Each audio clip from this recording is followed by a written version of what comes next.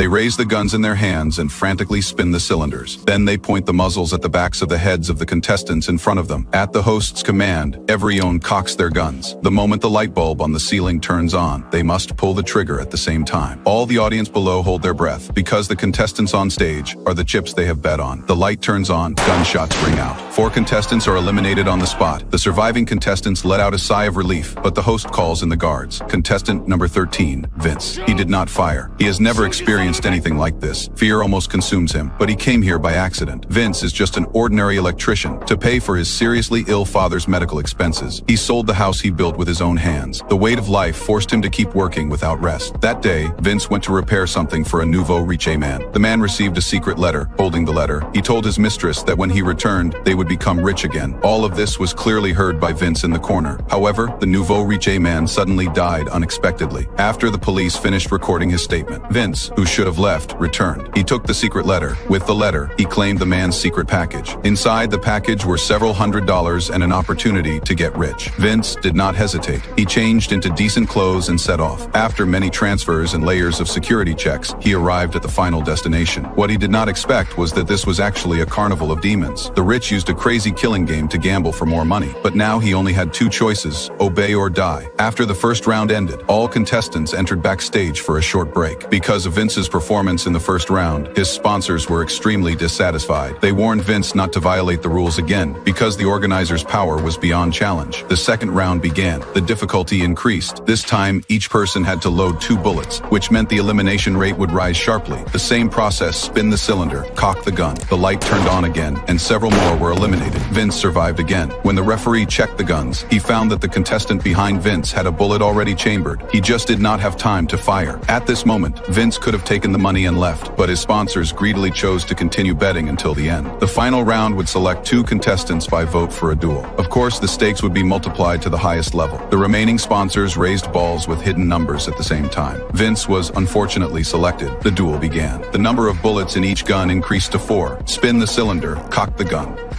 Both survived at the same time. Vince's eyes began to turn crazy. His opponent, due to extreme tension, began to retch. But the game was not over. The organizers added another bullet for both of them. The gamblers below stared fixedly at the 2 on stage. This time, Vince's opponent was not so lucky. He won. Vince was escorted to the payout point and received a bag of cash on the spot, $1.85 million.